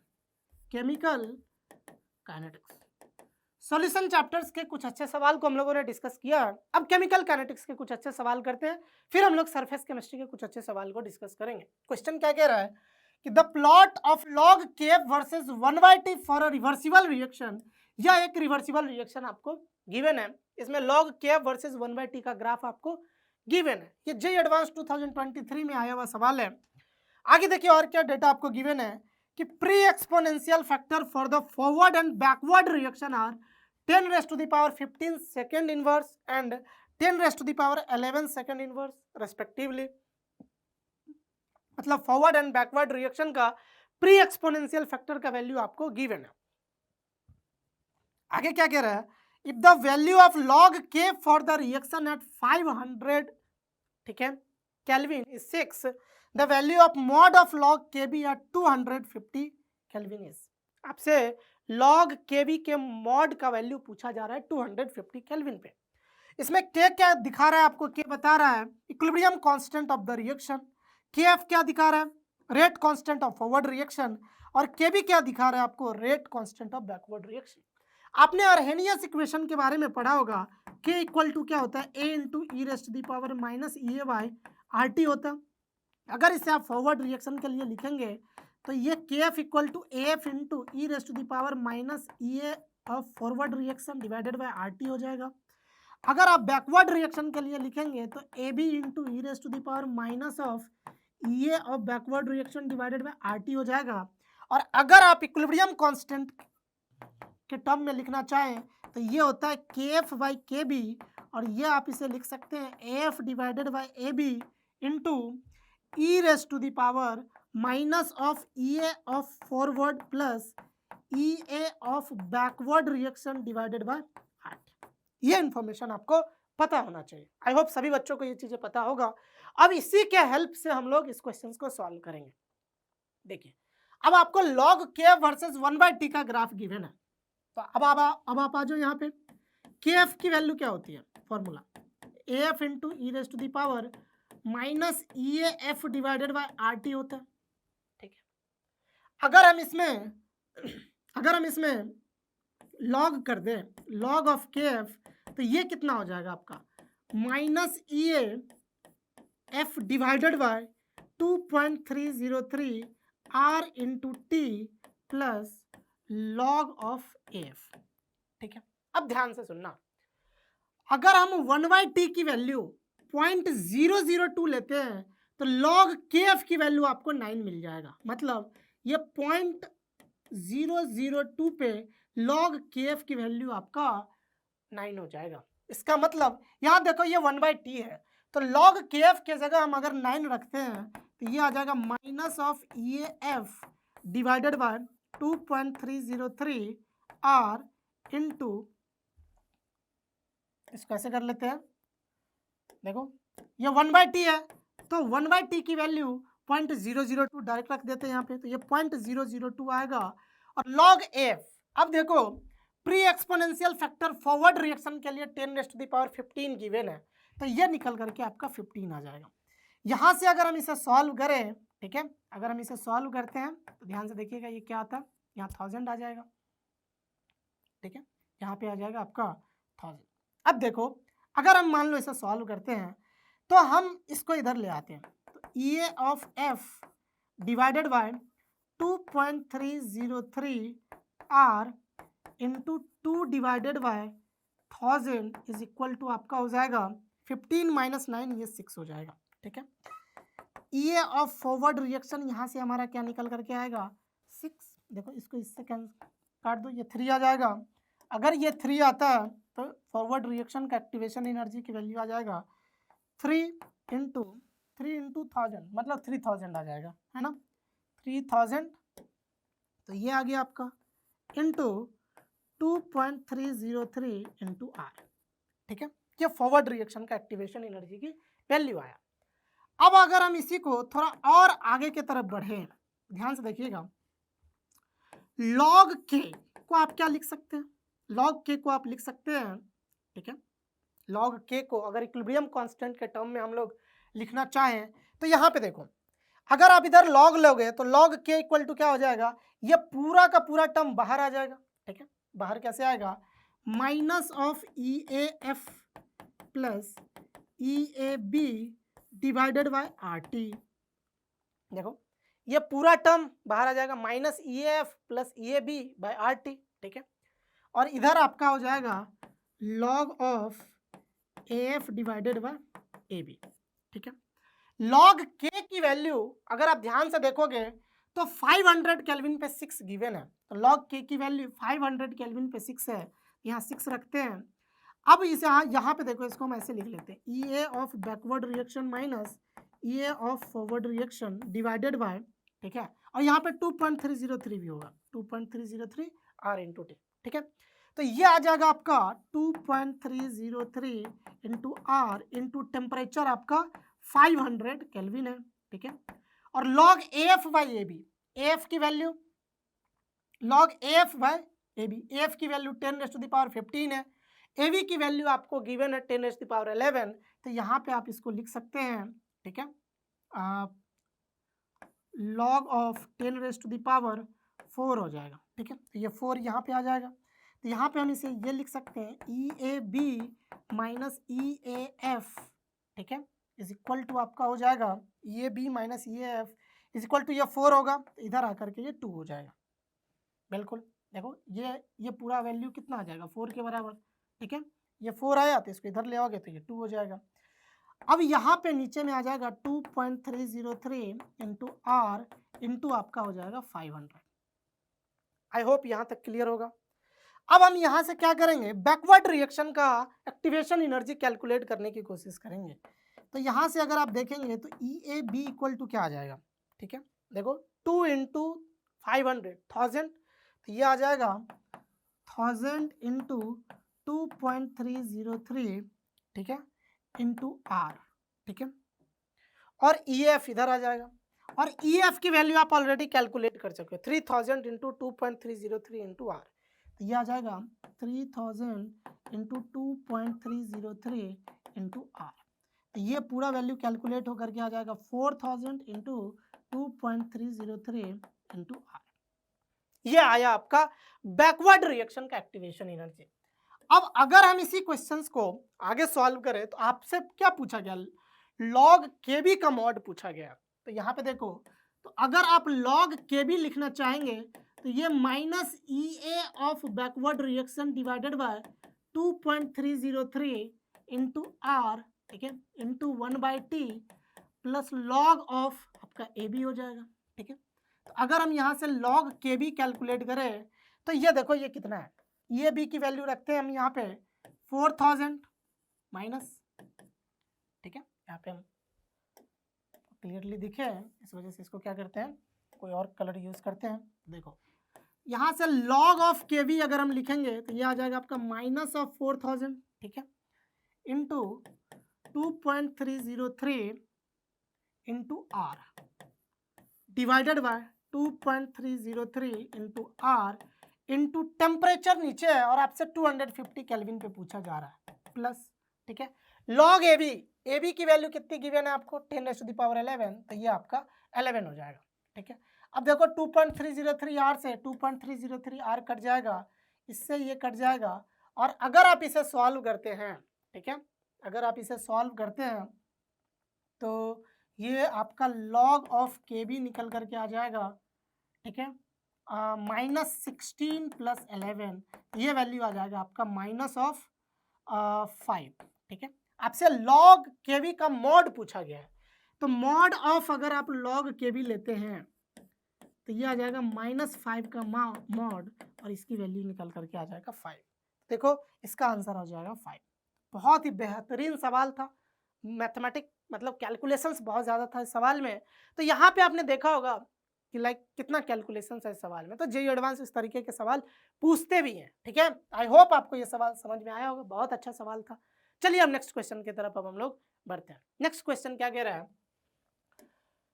कि the decomposition reaction 2N2O5 gaseous hit करने पे ये 2N2O4 gaseous plus O2 gas में कन्वर्ट हो रहा है, is started in a closed cylinder under isothermal isochoric condition at an initial pressure of 1 atm। Initial pressure आपको कितना गिवन है? 1 atm गिवन है। अब पूछा यह जा रहा है कि ठीक है, after y into 10⁻³ second the pressure inside the cylinder is found to be 1.45। मतलब कुछ टाइम के बाद जो सिलेंडर के अंदर का प्रेशर है ये 1.45 atm रह जाता है। If the rate constant of the reaction is 5 into 10⁻⁴ second inverse. Reaction का रेट कांस्टेंट गिवन है आपको, assuming ideal gas behaviour the value of y। यहाँ पे जो आप टाइम देख रहे हो इसमें y की वैल्यू आपको बताना है।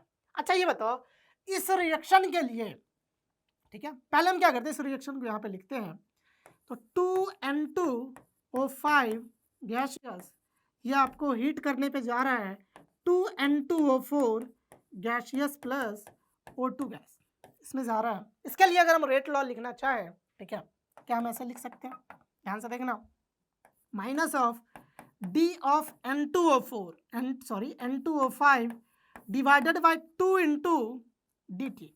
देखो लिख सकते हैं minus d(N2O5) 2dt equal to k into concentration of N2O5 raise to the power 1।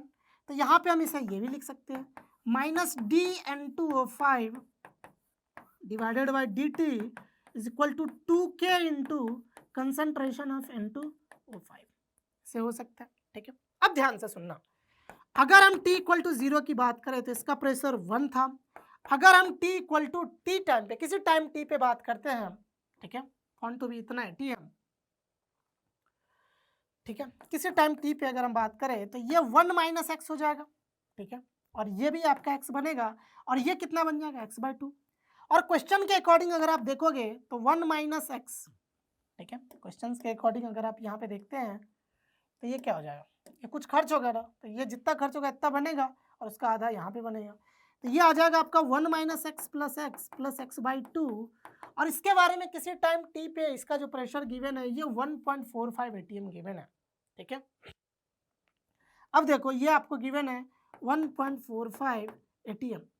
यहाँ से अगर आप x की वैल्यू कैलकुलेट करोगे तो x/2 इक्वल टू आ जाएगा आपका 1.45, ठीक है, -1। और यहाँ से अगर हम देखें तो x की वैल्यू निकल करके आ जाएगा और 0.9 atm। अगर x 0.9 है तो इनिशियल प्रेशर जो होगा ये 1 atm और फाइनल प्रेशर कितना हो जाएगा 0.1 atm। ठीक है, तो अगर हम यहाँ पे इसी क्वेश्चंस को चलिए आगे सॉल्व करते हैं, अगर हम इसको फर्स्ट ऑर्डर के रिएक्शन के लिए लिखें तो KT is equal to 2.303 log of P0 divided by PT लिखते हैं, यहाँ 2KT हो जाएगा। ठीक है, अब ये अगर हम देखो ध्यान से देखो तो यहाँ पे 2 इंटू K की वैल्यू कितनी गिवन है 5 इंटू 10⁻⁻4। ठीक है, और यहाँ से T निकाल लेंगे हम, T हमें कैलकुलेट करना है। ठीक है, ये आ जाएगा आपका 2.303 into log of initial pressure कितना है 1 atm, और जो फाइनल है ये आपका कितना है, फाइनल है आपका ये x 0.9 है तो N2O5 का कितना हो जाएगा 0.1 हो जाएगा, तो ये आ जाएगा 0.1। ठीक है, यहाँ से कट के ये 10 हो जाएगा, तो t की वैल्यू यहाँ से आप क्या लिख सकते हैं 2.303 ये 1 हो जाएगा डिवाइडेड बाय 2 इंटू 5 इंटू 10⁻⁻4। इसको जब आप सॉल्व करेंगे तो ये 2.303 इंटू यहाँ देखो ये 10 होगा और यहाँ 10⁻⁻4 है, तो जब इसे आप मल्टीप्लाई करोगे तो 10⁻⁻3 होगा, ये ऊपर चला जाएगा, ये आ जाएगा 10⁻³ सेकेंड। ठीक है, तो देखो इस फॉर्म में आया या नहीं, y इंटू 10⁻3, तो y की वैल्यू कितना निकल करके आ गया, ये y हो गया 2.303। देखो y की वैल्यू यहाँ पे 2.30 हो गया। ठीक है, आसान सा सवाल था, बट आपको रेट लॉ कहीं ना कहीं थोड़ा सा अप्लाई करना था और ये कंसेप्ट आपको समझना था। तो ऐसे ही आसान सवाल आते हैं, कंसेप्ट आपके क्लियर है तो केमिकल काइनेटिक्स के सवाल को बहुत आसानी से सॉल्व कर सकते हैं। आइए नेक्स्ट सवाल की तरफ हम लोग बढ़ते हैं। अगला क्वेश्चन क्या है, consider the kinetic data given in the following table for the reaction A + B + C और ये प्रोडक्ट। कुछ एक्सपेरिमेंट किए गए हैं रिएक्टेंट के तौर पर ए, बी और सी हमने लिया था और रेट ऑफ रिएक्शन आपको अलग अलग एक्सपेरिमेंट के लिए गिवन है। एक्सपेरिमेंट नंबर 1 के लिए ए का कंसंट्रेशन 0.2 है, बस आपको ध्यान रखना है कि जो यूनिट है मोल पर डेसीमीटर क्यू में है, ठीक है। बी का कंसंट्रेशन 0.1, सी का 0.1 और रेट ऑफ रिएक्शन इस केस में 6 × 10⁻⁵ है। अगर हम एक्सपेरिमेंट 2 की बात करते हैं तो ए का कंसंट्रेशन 0.2 है, बी का 0.2 है, सी का 0.1 और रेट की अगर हम बात करें तो ये है 6 × 10⁻⁵। अगर हम एक्सपेरिमेंट 3 की बात करते हैं तो यहाँ पे ए का कंसंट्रेशन 0.2, बी का 0.1, सी का 0.2 है और रेट ऑफ रिएक्शन 1.2 × 10⁻⁴ है।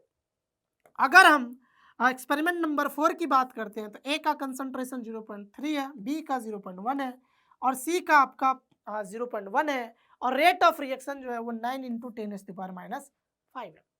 अब अगर आपसे क्या पूछा जा रहा है उसको ध्यान से सुनिएगा। क्वेश्चन क्या कह रहा है, the rate of reaction for concentration A equal to 0.15 mole per decimetre cube, concentration भी 0.25 है और सी का जो है ये 0.15 है, ठीक है, वो इतना निकल करके आ रहा है।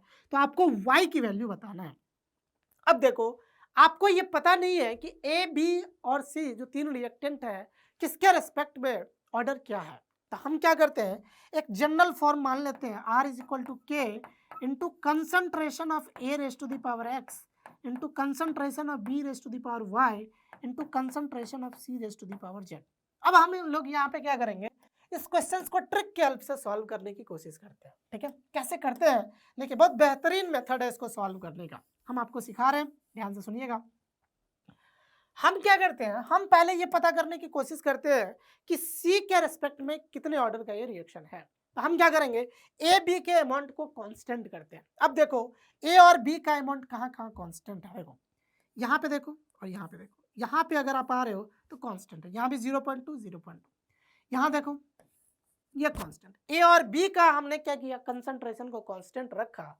तो सी को अगर आप सेम में देखोगे तो ये रेट जो सी का कंसंट्रेशन अगर आपने 2 टाइम्स कर दिया, डबल किया, तो यहीं पे अगर आप देखोगे तो रेट जो हो रहा है ये रेट भी डबल हो जा रहा है। इसका मतलब जेड की वैल्यू कहीं ना कहीं 1 होगी। ये दोनों का कांस्टेंट था। अगर हम सी की वैल्यू डबल कर रहे हैं, कंसंट्रेशन डबल कर रहे हैं, तो यहाँ पे जेड की वैल्यू 1 होगी, तभी रेट डबल होगा। इसका मतलब जेड की वैल्यू आपका यहाँ से निकल करके आ गया 1, ठीक है। सेम चीज अप्लाई करते हैं बी और सी के लिए। अब हम बी के बारे में पता करने की कोशिश करते हैं। तो जब हम बी को की वैल्यू मतलब बी के ऊपर जो पावर है वाई की वैल्यू अगर कैलकुलेट करने की कोशिश करेंगे तो ए और सी को कांस्टेंट करेंगे। तो ए देखो कहाँ कहाँ कांस्टेंट हो रहा है, ए और सी कहाँ कहाँ कांस्टेंट हो रहा है, ठीक है। अब हम लोग बी का जो पावर है वाई इसको कैलकुलेट करने की कोशिश कर रहे हैं। अब देखो ए है आपका यहाँ 0.2 से 0.2 ही है, यहाँ भी देखो सी यहाँ 0.1 से 0.1 है। तो रेट अब देखो कर क्या रहे हैं कि हम बी के कंसंट्रेशन को डबल कर रहे हैं, बट रेट जो है ये रेट वही का वही रह रहा है 2⁻⁴। मतलब ये रेट कोई असर नहीं दिखा रहा है। इसका क्या मतलब है, y की वैल्यू 0 होगी तभी तो इसके कंसंट्रेशन को आप कितना भी टाइम्स करो तो रेट वही रहेगा, रेट पे कोई असर नहीं पड़ेगा। इसका मतलब यहाँ से ये निकल करके आ गया कि y की वैल्यू आपकी 0 हो जाएगा। अब हम बात करते हैं x के लिए। x के लिए क्या करेंगे, x किसका पावर है, a का, तो अब हम a और b के कंसंट्रेशन को कांस्टेंट करेंगे। अब आइए हम लोग a और b के b एंड c के कंसंट्रेशन को कांस्टेंट करेंगे। अब बी और सी का कंसंट्रेशन की अगर हम बात करें तो ध्यान से देखना, बी और सी का कंसंट्रेशन कहाँ कांस्टेंट हो रहा है, ध्यान से देखो। आप देखो ये 0.1 था, यहाँ 0.1 है, यहाँ 0.1, यहाँ कांस्टेंट है, ठीक है। अगर आप यहाँ से यहाँ आ रहे हो तो ये आप 1.5 टाइम्स ए का कंसंट्रेशन बढ़ा रहे हैं। कितना टाइम्स, 1.5, ठीक है। तो उसी तरीके से रिएक्शन का रेट भी जो है ये 1.5 टाइम्स बढ़ जा रहा है। इसका क्या मतलब है, इसका मतलब x की वैल्यू 1 होगी तभी तो a का कंसंट्रेशन 1.5 टाइम्स बढ़ाओगे तो रेट भी 1.5 टाइम्स बढ़ जाएगा। इसका मतलब यहाँ से x की वैल्यू 1 हो गया। तो अगर आप r लिखोगे रेट तो ये k into concentration of a raise to the power 1 into concentration of b raise to the power 0 into concentration of c raise to the power 1 हो जाएगा, ठीक है। मतलब ए के रेस्पेक्ट में फर्स्ट ऑर्डर, बी के रेस्पेक्ट में जीरो और सी के रेस्पेक्ट में फर्स्ट ऑर्डर का ये रिएक्शन है, ठीक है, जिस भी रिएक्शन का ये वैल्यू गिवन था। अब आपसे क्या पूछा जा रहा है, ध्यान से देखिएगा, बहुत बेहतरीन सवाल है, तो लाइक मजा आ जाएगा आपको इस सवाल को सॉल्व करके।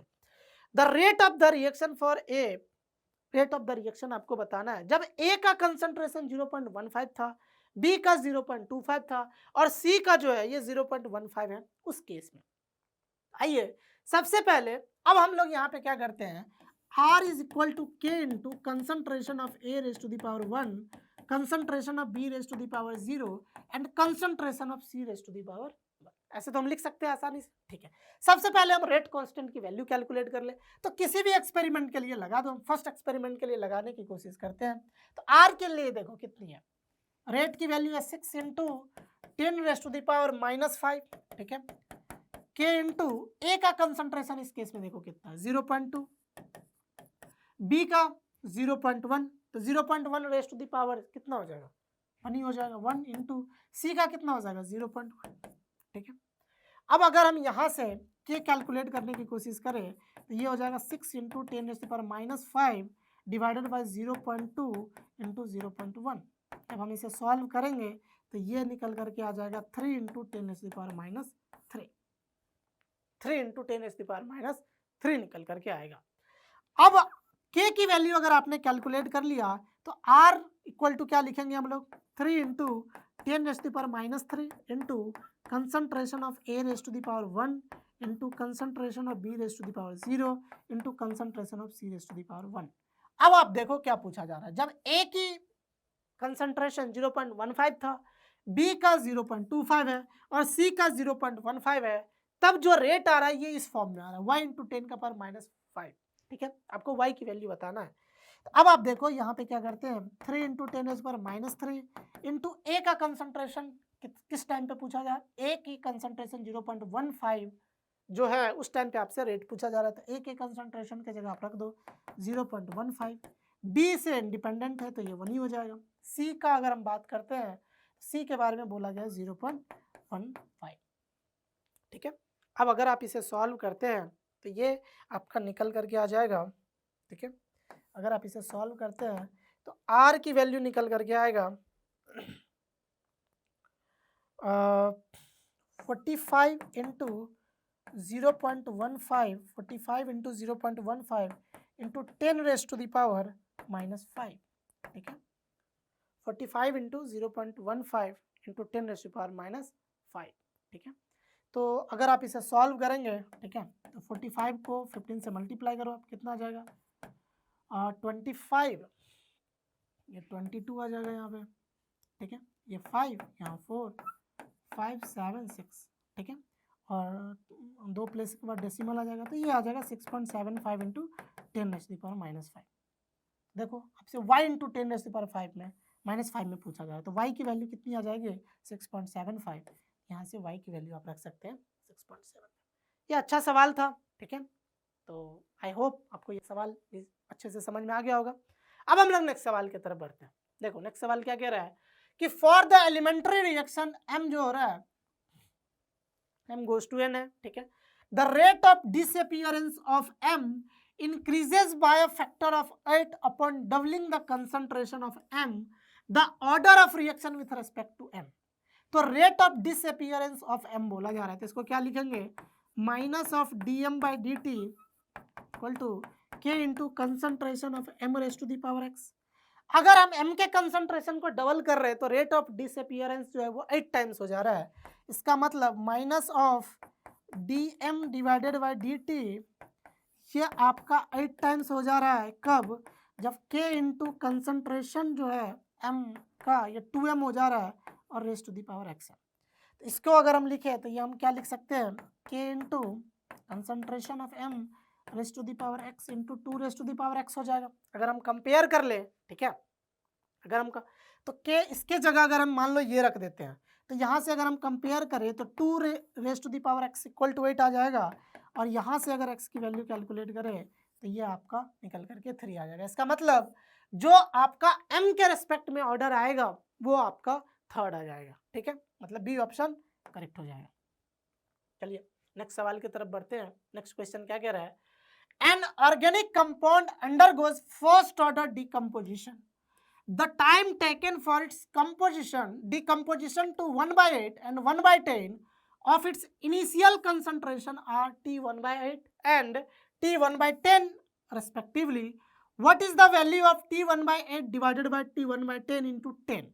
ठीक है, आपको पता है फर्स्ट ऑर्डर रिएक्शन के लिए KT इक्वल टू क्या होता है 2.303 इंटू लॉग ऑफ क्या लिखते हैं हम लोग A0 डिवाइडेड बाय AT लिखते हैं। यही मेन फॉर्मूला तो यही होता है ना आपका, ठीक है। तो इसको अगर हम लिखना चाहें, ठीक है, तो K into T of 1/8 equal to हम सिंपली लिख सकते हैं 2.303 into log of 1 divided by AT कितना आ जाएगा 1/8, ठीक है। यही अगर हम दूसरे के लिए बात करें तो ये 1/10 हो जाएगा। K इंटू रेट कॉन्स्टेंट तो वही रहेगा।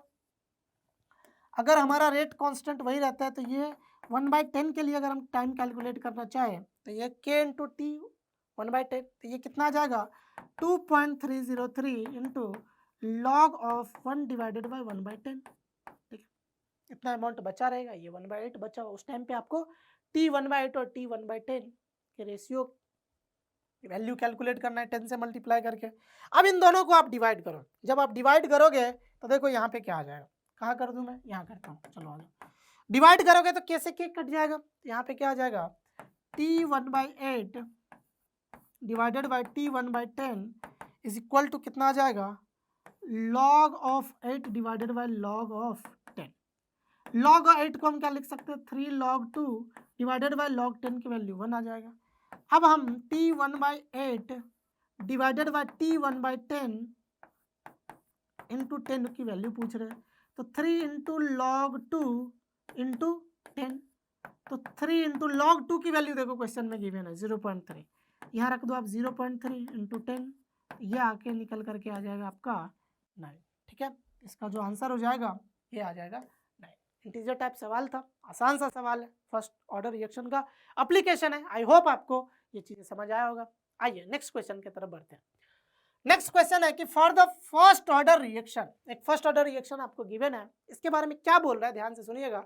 जेई 2011 में आया हुआ सवाल है, 2011 में ये सवाल आया था कि the concentration of the reactant decreases exponentially with time. First order reaction के लिए ऐसा बोल रहा है। अब आप मेरे को ये बता दो फर्स्ट ऑर्डर रिएक्शन के लिए अगर हम इसका जो इक्वेशन लिखते हैं क्या लिखते हैं KT इक्वल टू 2.303, ठीक है। अच्छा चलो 2.303 हटाते हैं, ln के फॉर्म में लिख लेते हैं, ठीक है। तो ln के फॉर्म में कितना आ जाएगा ये ln of A0 divided by ये 80 होता है, और यहाँ से अगर हम इसको लिखना चाहें तो AT इक्वल टू क्या होगा किसी टाइम t पे कंसंट्रेशन ये हो जाएगा A0 into e raise to the power minus of KT। अब देखो क्या पूछ रहा है कि the concentration of the reactant, ये रिएक्टेंट ए का कंसंट्रेशन है, डिक्रीजेस एक्सपोनेंशियली विथ टाइम, बिल्कुल है, e raise to the power minus KT time के साथ एक्सपोनेंशियली डिक्रीज करेगा, तो ए ऑप्शन तो बिल्कुल करेक्ट है। The half life of the reaction decreases with increasing temperature. अच्छा ये बताओ फर्स्ट ऑर्डर रिएक्शन के लिए हाफ लाइफ जो होता है ये 0.693 क्या होता है। अगर आप टेम्परेचर को बढ़ाते हो तो के बढ़ेगा, और के बढ़ गया तो हाफ लाइफ जो है ये हाफ लाइफ आपका डिक्रीज हो जाएगा, ठीक है। तो half life of the reaction decreases with increasing temperature, तो बी ऑप्शन भी करेक्ट हो जाएगा। The half life of the reaction depends on the initial concentration of the reactant, बिल्कुल गलत है। इनिशियल कंसंट्रेशन पे कहाँ डिपेंड कर रहा है, रेट कांस्टेंट पे कर रहा है ये तो। The reaction proceeds to 99.6% completion in 8 half life duration. अब यहाँ पे ये हाफ लाइफ को यहाँ पे क्या कर दिया गया इंक्लूड, बहुत अच्छा सवाल है ये। देखो क्या कह रहा है कि 8 हाफ लाइफ के बाद जो रिएक्शन होगा 99.6% कंप्लीट हो जाएगा। तो अब आप मेरे को ये बताओ तो रिमेनिंग अमाउंट, ध्यान से सुनो, रिमेनिंग अमाउंट आफ्टर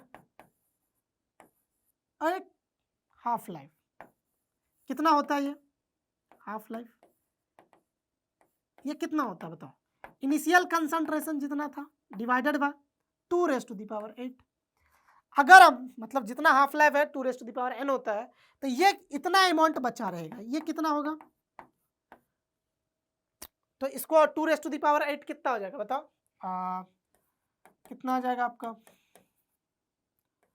ये 8 आ जाएगा, 8 इंटू 64 120 या 256 आ जाएगा, है ना। तो इसको आप क्या लिख सकते हैं, ध्यान से देखो, इसको अगर आप चाहो इसको आप ऐसे लिख सकते हैं, ए नॉट डिवाइडेड बाय आपका आ जाएगा 256। आई होप यहाँ तक क्लियर होगा। ए नॉट डिवाइडेड बाय 256, इतना अमाउंट बचा रह जाएगा 8.5 लाख। तो खर्च कितना हो गया भाई, खर्च हो जाएगा आपका, ठीक है, कितना अमाउंट कंज्यूम कितना हो जाएगा आपका, कंज्यूम्ड कितना हो जाएगा भाई, A naught minus A naught divided by 256। इसको अगर आप करेंगे तो 255 divided by 256 into A naught हो जाएगा, ठीक है, इतना खर्च हो गया। अगर आप इसे देखोगे तो ये आपका निकल करके आ जाएगा 0.996 इंटू ए नॉट। इतना अमाउंट जा करके आपका कंज्यूम हो चुका है, खर्च हो चुका है। परसेंटेज में करोगे तो 99.6% कंप्लीट हो गया रहेगा। इसका मतलब आपका जो डी ऑप्शन है ये करेक्ट हो जाएगा। इसका मतलब ए बी डी ऑप्शन इसका करेक्ट हो जाएगा। आप देख रहे हैं ए बी डी ऑप्शन यहाँ पे करेक्ट है। अच्छा सवाल था, एक ही क्वेश्चन के अंदर 2-3 कंसेप्ट को इन्होंने यूज कर रखा था। आई होप आपको ये सवाल अच्छे से समझ में आया होगा। अब हम लोग बात करते हैं, ये केमिकल काइनेटिक्स के कुछ अच्छे सवाल थे। अब हम लोग सरफेस केमिस्ट्री के कुछ अच्छे सवाल के बारे में बात करते हैं। ये 2016 में आया हुआ सवाल है। क्वेश्चन क्या कह रहे हैं, ध्यान से देखिएगा। The qualitative sketches 1, 2 and 3 given below shows the variation of surface tension with molar concentration of 3 different aqueous solution of KCl, CH3OH and CH3 CH211 OSO3 minus Na+। एक डिटर्जेंट है, ठीक है, ये फॉर्मूला गिवन है। At room temperature the correct assignment of the sketches is, ठीक है, आपके पास क्या है, ये 3 स्केचेस 3 ग्राफ गिवन, आपको बताना है कि एक्वा सॉल्यूशन पानी के अंदर जब ये सब मिलेगा KCl और आपका CH3OH और ये, तो आपका इनमें से कौन सा ग्राफ किसके लिए करेक्ट होगा। अब मेरी बात को ध्यान से सुनिए, पानी के अंदर अगर आप KCl मिलाते हो, पानी के अंदर KCl मिलाओगे तो कंप्लीट डिसोसिएट हो जाएगा K+ और Cl- में। अब जो K+ है आपका, इसको पानी क्या करेगा, चारों साइड से सराउंड कर लेगा K+ को। मतलब अगर आप ध्यान से देखोगे तो जो सरफेस टेंशन होता है ना आपका, सरफेस टेंशन की जो वैल्यू होती है ये डायरेक्टली प्रोपोर्शनल होता है मैग्नीट्यूड ऑफ, ठीक है, इंटरमोलिकुलर। मतलब अगर आप सरफेस टेंशन, जितना भी फोर्स ऑफ अट्रैक्शन जितना ज्यादा होगा ना, सरफेस टेंशन की वैल्यू उतनी ज्यादा हो जाएगी, ठीक है। अगर आप सिंपली ऐसे समझो, फोर्स ऑफ अट्रैक्शन जितनी ज्यादा होगी मॉलिक्यूल्स के बीच में, सरफेस टेंशन की वैल्यू उतना ज्यादा होगा। अब इसे पानी में डालोगे तो ये K+ Cl- टूटेगा, K+ को H2O चारों तरह से सराउंड कर लेगा, तो फोर्स ऑफ अट्रैक्शन बढ़ जाएगा। तो यहाँ पे फोर्स ऑफ अट्रैक्शन बढ़ा तो सरफेस टेंशन बढ़ेगा। इसका मतलब KCl का कंसंट्रेशन अगर आप बढ़ा रहे हो, KCl का कंसंट्रेशन बढ़ा रहे हो, तो जो सरफेस टेंशन की वैल्यू है वो बढ़ता चला जाएगा। तो ये किसके लिए हो जाएगा, KCl के लिए ग्राफ हो जाएगा। अगर हम CH3OH की बात करें तो आपको पता है पानी के अंदर, वाटर के अंदर हाइड्रोजन बॉन्डिंग होता है और यहाँ पे R ग्रुप है। जैसे ही आप इसे मेथेनॉल को डालेंगे इसके अंदर, तो कहीं ना कहीं हाइड्रोजन बॉन्डिंग वीक पड़ जाएगा, वीक पड़ेगा। तो यहाँ पे क्या होगा, जितना अमाउंट डालते चले जाएंगे फोर्स ऑफ अट्रैक्शन कम होता चला जाएगा। इसके वजह से क्या होगा, कंसंट्रेशन आप बढ़ाते जाओगे, फोर्स ऑफ अट्रैक्शन कम होगा, तो आपका सरफेस टेंशन की वैल्यू भी कम होता चला जाएगा। तो ये CH3OH के लिए हो जाएगा, ठीक है। तो 1 ग्राफ किसके लिए, CH3OH के लिए, सेकेंड वाला ग्राफ KCl के लिए। और ये एक तरीके का डिटर्जेंट है। तो इस केस में मिसल फॉर्मेशन होता है। तो मिसल फॉर्मेशन के बाद क्या होता है, आप कितना भी इसके कंसंट्रेशन को बढ़ा दोगे ना, तो इसके बाद इसके सरफेस टेंशन पे कोई फर्क नहीं पड़ता है। तो देखो एक टाइम के बाद इसका सरफेस टेंशन कांस्टेंट है, तो जो थर्ड ग्राफ हो जाएगा वो इसके लिए हो जाएगा। कौन सा ऑप्शन करेक्ट दिख रहा है आपको, ऑप्शन नंबर डी करेक्ट होता हुआ दिख रहा है। आई होप आसान सा सवाल था, आपको समझ में आया होगा। अब नेक्स्ट क्वेश्चन की तरफ बढ़ते हैं कि methylene blue forms it's from its aqueous solution, it absorbed on activated charcoal. Absorb हो रहा है एक्टिवेटेड चारकोल के ऊपर। तो आपको पता है एक्टिवेटेड चारकोल के ऊपर एब्जॉर्ब होगा, तो ये कैसा प्रोसेस होता है, एक्सोथर्मिक रिएक्शन होता है। क्या होता है, एक्सोथर्मिक। अगर ये एक्सोथर्मिक है तो डेल्टा H की वैल्यू क्या होती है, निगेटिव होती है। स्टेटमेंट पर हो, the absorption is accompanied by a decrease in enthalpy. बिल्कुल सही स्टेटमेंट है। The adsorption increases with increase of temperature. अब देखो ये अगर एक्सोथर्मिक है तो टेम्परेचर, लो टेम्परेचर पे ये रिएक्शन फेवरेबल होता है, तो अगर टेम्परेचर इंक्रीज करे तो एड्जॉर्प्शन कहाँ से इंक्रीज करेगा, तो ये गलत हो जाएगा। द एड्जॉर्प्शन इज इरिवर्सिबल, नहीं ये रिवर्सिबल फेनोमेना होता है, ये कैसा होता है, रिवर्सिबल फेनोमेना होता है, ये भी गलत हो जाएगा। अब देखो ये option, the adsorption require an activation at 25 degree Celsius, बिल्कुल गलत। तो इसका कौन सा ऑप्शन करेक्ट हो जाएगा, बी ऑप्शन करेक्ट हो जाएगा। आई होप आपको ये सवाल अच्छे से समझ में आया होगा। अब हम लोग बढ़ते हैं नेक्स्ट क्वेश्चन की तरफ। The correct statement pertaining to the adsorption of a gas on a solid surface is, ध्यान से सुनिएगा, सॉलिड सरफेस पे गैस का एड्जॉर्प्शन हो रहा है तो क्या बोल रहा है, adsorption is always exothermic process, बिल्कुल सही बात है। फिजिक्स ऑप्शन में transform into chemisorption at high temperature, बिल्कुल सही बात है। Physisorption increases with increasing temperature but chemisorption decreases with increasing temperature, बिल्कुल गलत। ठीक है, ये क्या हो जाएगा, गलत। Chemisorption is more exothermic than physisorption, however it is very slow due to higher energy of activation, बिल्कुल सही है। तो इसका जो आंसर हो जाएगा ये ए, बी एंड डी ऑप्शन इसका करेक्ट हो जाएगा। आई होप आपको ये सारे सवाल जो अभी मैंने आपके सामने डिस्कस किया है आपको समझ में आया होगा। तो ये जो चैप्टर्स थे आपके liquid solution, chemical kinetics and surface chemistry, बहुत इंपॉर्टेंट चैप्टर्स है, 12th के फिजिकल केमिस्ट्री का पार्ट है, इससे सवाल पूछे ही जाते हैं। जितने सवाल मैंने आपके सामने डिस्कस किया है आपको ज़रूर सॉल्व करना चाहिए और आप करना, इससे एग्जाम में सवाल आते ही आते हैं। ठीक है, आई होप आपको जो भी चीज़ें मैंने डिस्कस किया समझ आया होगा। Thank you so much and all the best for your J advance exam.